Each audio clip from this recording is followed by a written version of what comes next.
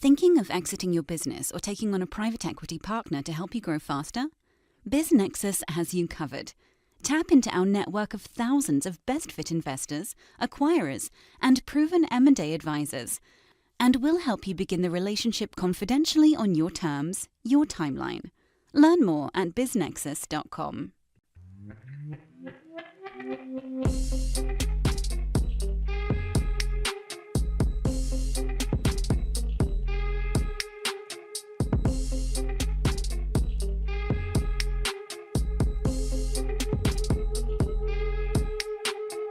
Disclaimer from the always present legal team. Podcast conversations don't necessarily reflect the views of BizNexus Incorporated. Everything you hear is informational news and updates from around the industry. We're not recommending any investments. We're not offering any investment advice. Be sure to do your own homework.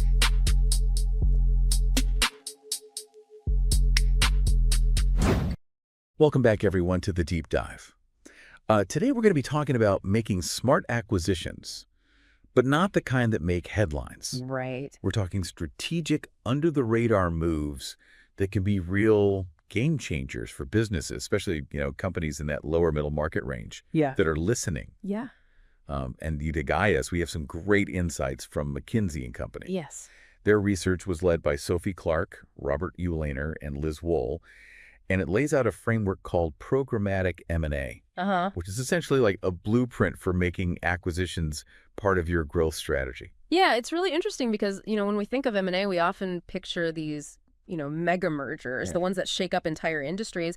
But, McKinsey's research suggests there's a different path, one that's particularly relevant, I think, to companies in the lower middle market. Yeah. It's not about making, that big splash. It's about consistently making smart strategic acquisitions over time to really transform your business. So not chasing the flashy deals, but building a solid foundation for long-term growth. And that's where this M&A blueprint comes into play. Yeah. So tell me more about that. Absolutely. So think of the blueprint as your roadmap for acquisitions. Okay. It really helps you define the why, the where, and the how of your M&A strategy. Right.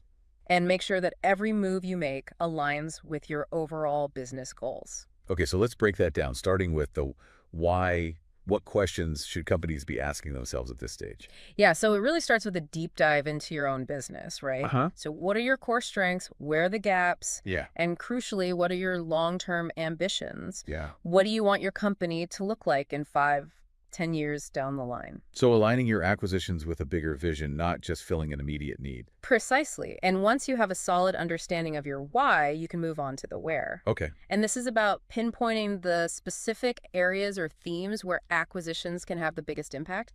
So for example, are you looking to expand geographically, enter new markets, acquire new capabilities or technologies? Yeah. This stage is all about identifying those sweet spots where M&A can really accelerate your growth. Like narrowing down your shopping list to the items. That'll make a real difference. Yeah. But how do you actually find these opportunities, especially for companies in the lower middle market who might not have huge teams dedicated to, scouring the globe for potential targets? Yeah, that's a great question. And this is where things get really interesting for businesses like our listeners. It's about leveraging your existing networks and knowledge. Okay. You might not have, a team of analysts scouring the globe, Right. but you likely have a deep understanding of your industry and the players within it. Yeah. So really using that insider advantage to identify those hidden gems that might fly under the radar of bigger firms. So it's like having a secret weapon in the M&A game. Exactly. Think about it. You're already plugged into industry events. You're talking to suppliers and distributors. You're reading trade publications. Yeah. All of that gives you valuable intel that can inform your M&A strategy. Okay, so we found our target. How do we determine if it's the right fit?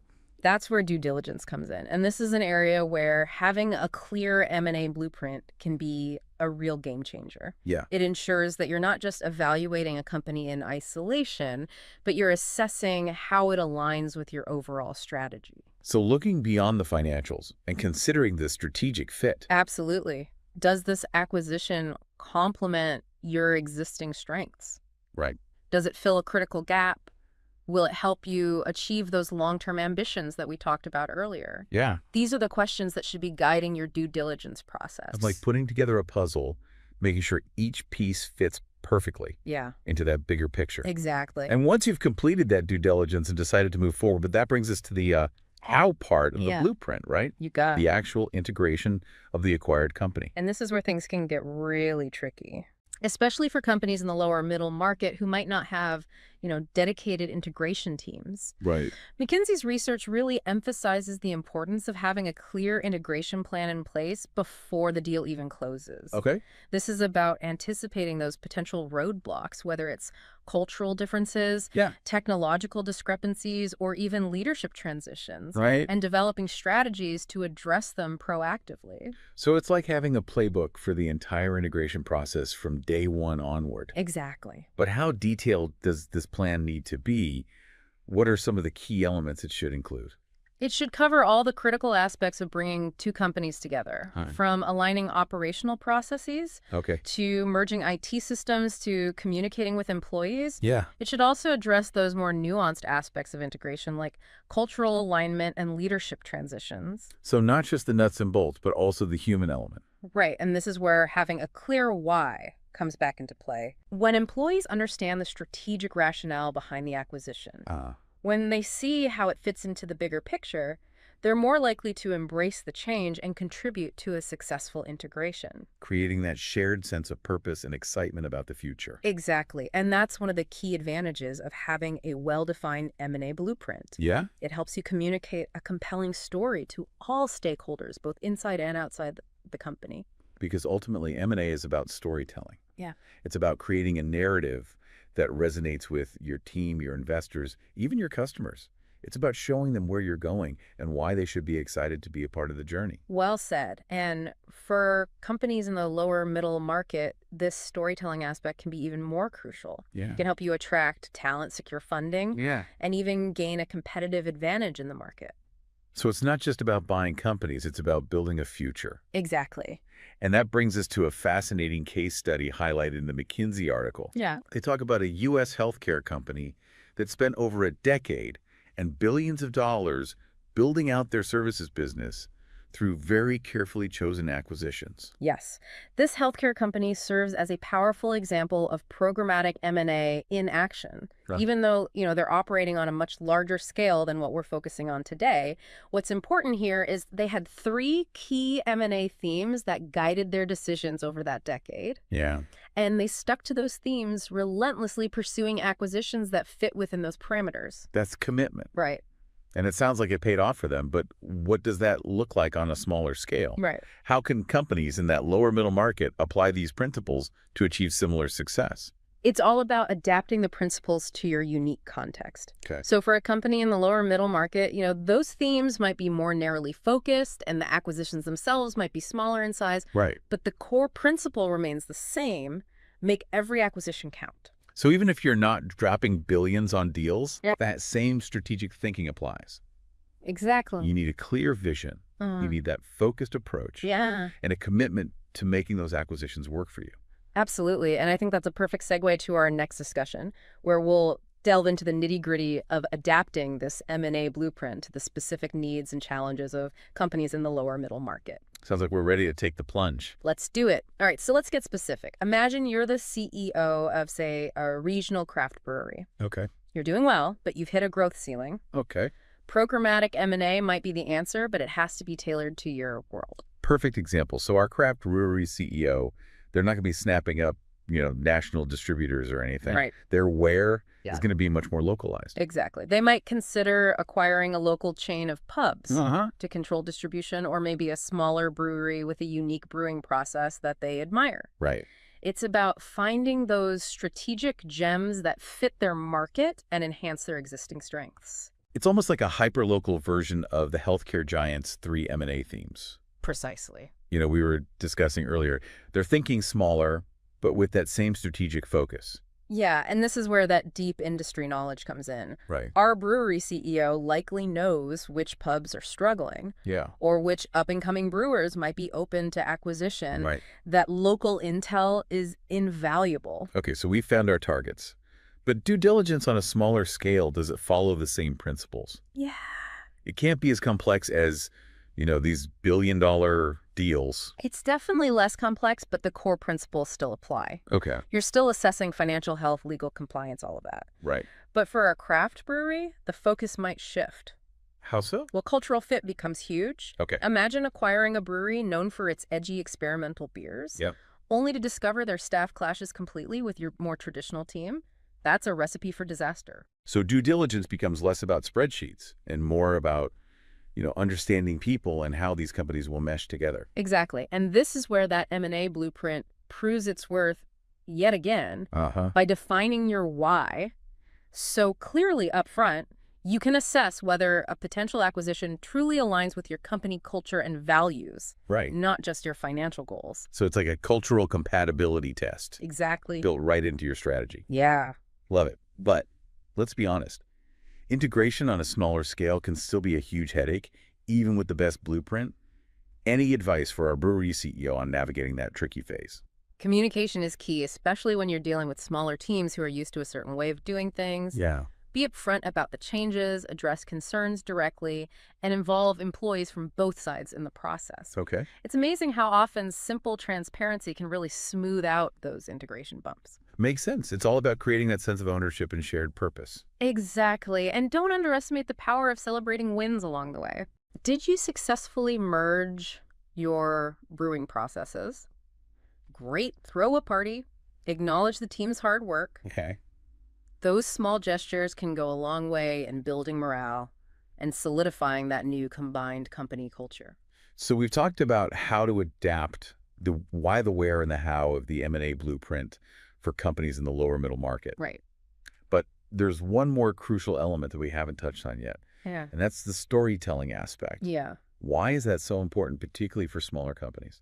Think about it. If you're a regional craft brewery, acquiring another brewery down the road might not make national news, Right. but it's huge for your local community, your employees, your loyal customers. So how do you turn that into a story that resonates?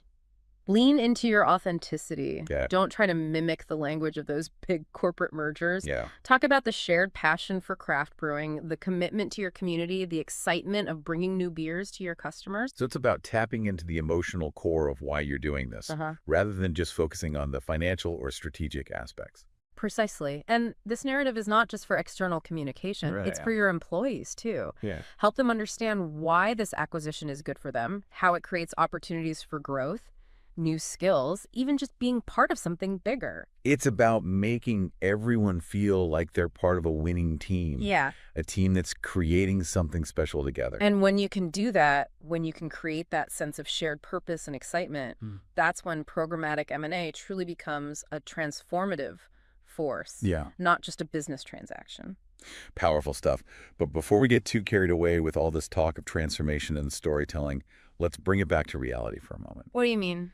Well, we've been painting a pretty rosy picture of programmatic M&A, Yeah, but we have to acknowledge that it's not always a smooth ride. right. There are risks, challenges, and yes, even failures along the way. Of course. And I think it's important for our listeners to understand those potential pitfalls before they dive headfirst into the M&A world. You're absolutely right. Let's talk about some of those potential challenges and what our brewery CEO or any leader in the lower middle market can do to mitigate those risks. Okay, so we've talked about the blueprint, the importance of that cultural fit, crafting that, compelling narrative. But what about when things go wrong? Yeah. I imagine even the best laid M&A plans, can hit some snags. Oh, absolutely. And, it's especially important for companies in the lower middle market to be aware of these potential pitfalls because they often have, less margin for error. One common mistake is overpaying for an acquisition. Right. Getting caught up in the excitement of a deal and not properly assessing the true value. It's like impulse buying, but on a business scale. Exactly. And the consequences can be much more severe. Yeah, for sure. Another pitfall is neglecting the integration process. Right. It's easy to get so focused on, the thrill of the deal, but the real work begins after the ink is dry. Yeah. If you don't carefully plan and execute that integration, you can end up with a Frankenstein's monster of a company. With clashing cultures, incompatible systems, and a whole lot of frustrated employees.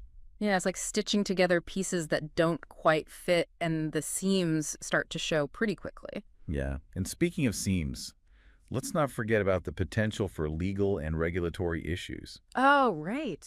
Even seemingly small acquisitions can trigger regulatory scrutiny, especially in industries with, strict compliance requirements. Yeah, that's a good point. So it's not just about dotting your I's and crossing your... It's about navigating this complex web of regulations. Mm-hmm. Any advice for our listeners on how to avoid these legal landmines? Well, due diligence is crucial, of course, but it's also important to have a good legal team on your side. Yeah. One that understands the intricacies of M&A transactions and can really guide you through that process. So it's like having a seasoned Sherpa, guiding you through these treacherous mountain passes of the legal landscape. That's a great analogy. And speaking of guides, I think it's worth emphasizing that even with the best planning and preparation, programmatic M&A is a journey. Yeah. It's not a destination. There will be bumps along the way, unexpected challenges and moments where you have to adjust course. So it's not about having all the answers up front, but about being adaptable and responsive to that ever-changing landscape. Yeah, and that's where having a strong leadership team, one that's committed to the long-term vision and can really navigate those inevitable twists and turns. Right. That becomes absolutely essential. It's like having a skilled captain at the helm, able to steer the ship through those choppy waters and keep it on course towards that ultimate destination. Yeah. Which is, of course, a more resilient, adaptable, and ultimately more valuable business. Well said. And remember, even if you're not currently considering any acquisitions, the principles of programmatic M&A can still be applied to other areas of your business. Like what? Think about strategic partnerships, joint ventures, even internal reorganizations. Right. The same principles of careful planning, clear communication, and a focus on cultural alignment can make all the difference in ensuring success.